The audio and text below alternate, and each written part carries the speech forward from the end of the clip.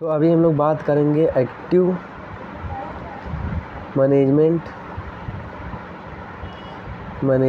Of second stage of labour.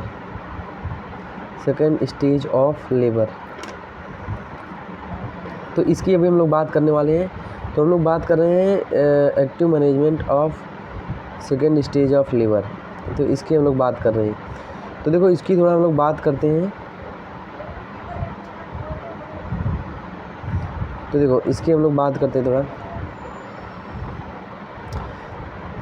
तो इसमें होता क्या है, बेसिकली इसमें होता क्या है कि हम लोग को सबसे पता होना चाहिए जो सेकेंड स्टेज ऑफ लेबर क्या होता है। होता है dilation of cervix to full dilation of cervix to delivery of baby, तो फीटस। तो बेसिकली क्या होता है कि इसमें होता क्या है कि जो फीटस का हेड है वो डिसेंट होता है। डिसेंट मतलब नीचे खिसकता है, वो नीचे खिसकते हैं।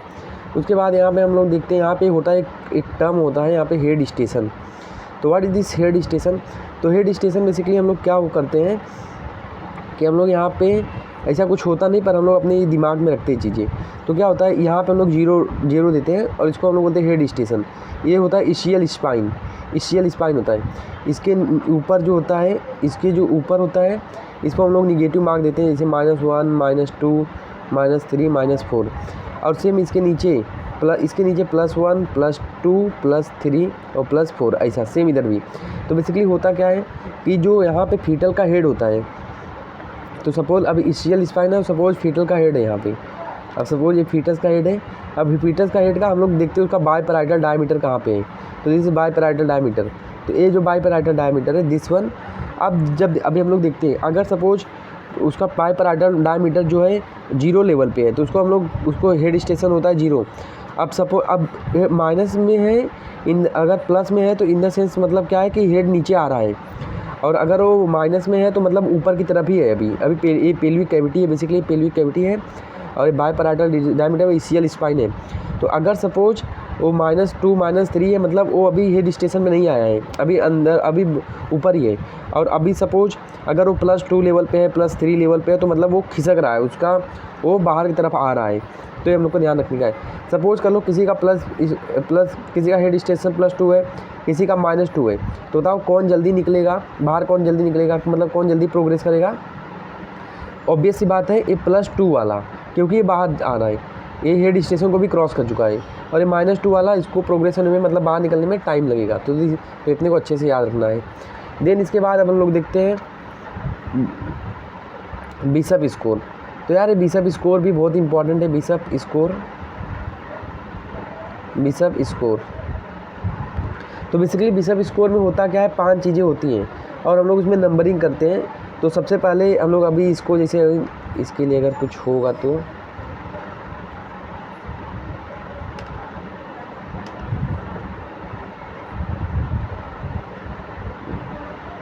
एक सेकंड यार,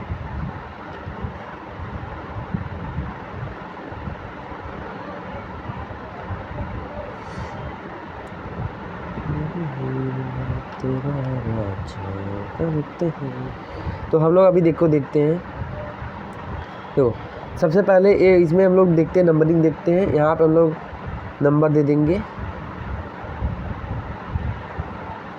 पे हम लोग नंबर दे देते हैं 1 2 1।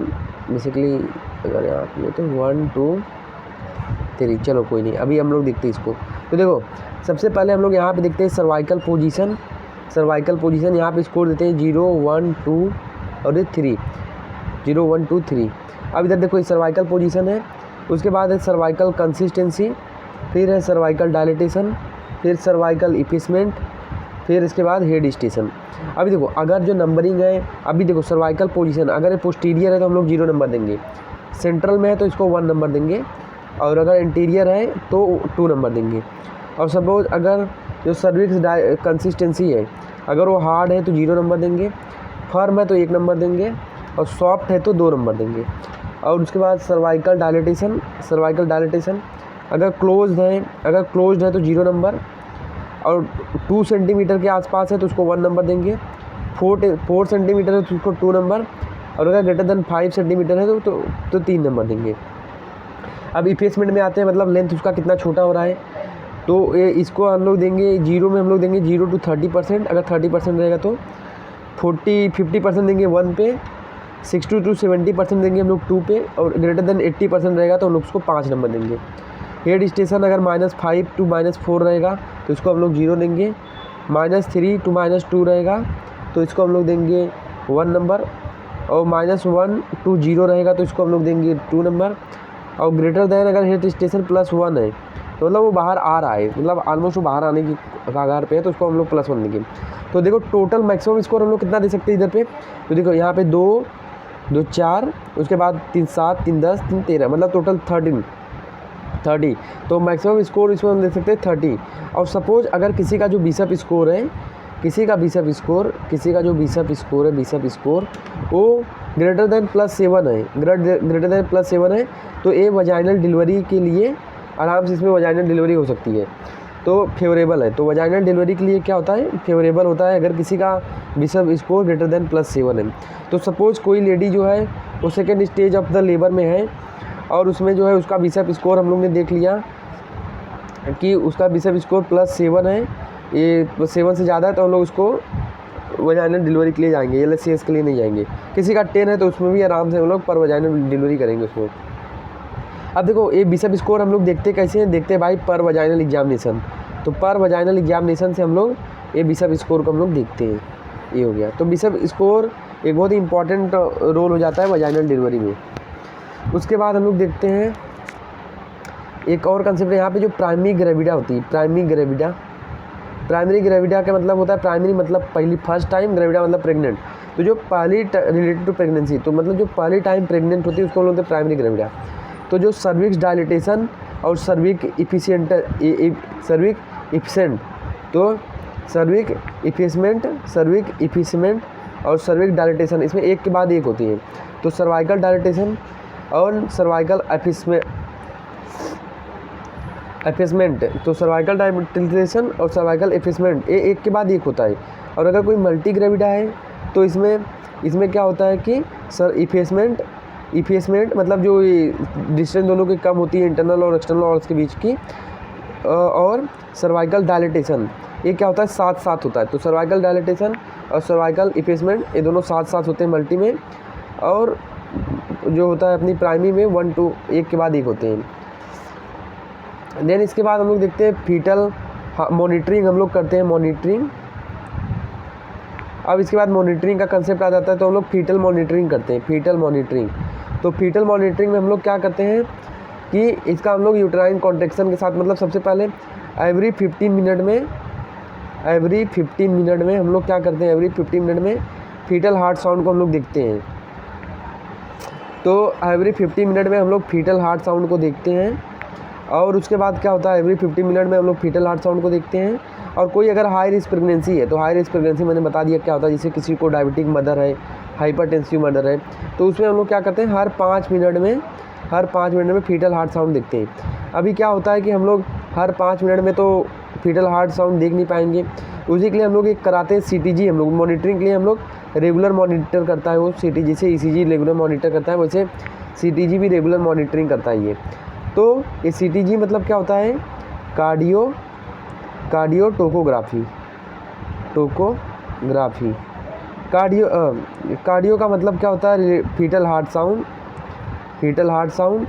टोको का मतलब होता है यूटेराइन कॉन्ट्रैक्शन, क्योंकि यूटेराइन कॉन्ट्रैक्शन के साथ ही फीटल हार्ट साउंड का रिलेशन होता है। तो यूटेराइन कॉन्ट्रैक्शन, तो कार्डियो मतलब फीटल हार्ट साउंड, टोको का मतलब होता है यूटेराइन कॉन्ट्रैक्शन, ग्राफी मतलब हम लोग इमेज उसका निकाल लेते हैं, तो इमेज उसका दिखते लगता है उधर पे, तो ये होता है। तो कार्डियो टोकोग्राफी का मतलब जो रेगुलर मॉनिटरिंग करता है इसमें फीटल हार्ट की कंडीशन को। देन इसके बाद जैसे हम लोग ECG निकालते हैं, जैसे अपन ECG देखते हैं, वैसे हम लोग फीटल हार्ट साउंड में ECG निकालते हैं। तो फीटल हार्ट साउंड का ECG कुछ इस प्रकार आता है, फीटल हार्ट साउंड का कंडीशन। तो ये CTG हो गया, कार्डियो टोकोग्राफी। देन इसके बाद जो फीटल हार्ट साउंड जो होता है, फीटल हार्ट रेट अगर हम लोग देखें, फीटल हार्ट रेट नॉर्मल कितना होता है, नॉर्मल होता है 100 to 160, 110 टू लेके 160 बीट पर मिनट। और अगर किसी का heart rate, foetal heart rate less than 100 है तो उसको हम लोग बोलते हैं फीटल ब्रेडिकार्डिया, फीटल ब्रेडिकार्डिया। और किसी का ग्रेटर देन 160 है, सॉरी लेस देन 100, और किसी का ग्रेटर देन 160 है तो क्या है, फीटल टैचिकार्डिया है, वो फीटल टैचिकार्डिया है। ये हो गया, ये हम लोग ने देख लिया। देन हम लोग आगे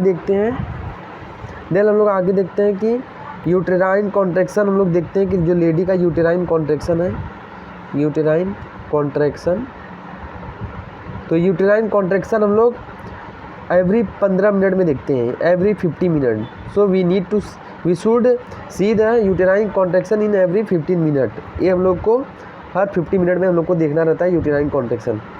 और एक बात और है, हम लोग को यहाँ पे रेगुलर ब्लैडर एम्प्टिंग, तो हम लोग को यहाँ पे ब्लैडर को रेगुलर एम्प्टी करना रहता है, क्योंकि क्या होता है कि यूट्रस पे जो बच्चा है जब वो खिसक रहा होता है, तो सपोज ये ब्लैडर है अपना और ये यूट्रस है और ये बच्चा है, तो और ये अपना क्या है, ये रेक्टम है, सॉरी बाउल है, ये भी है।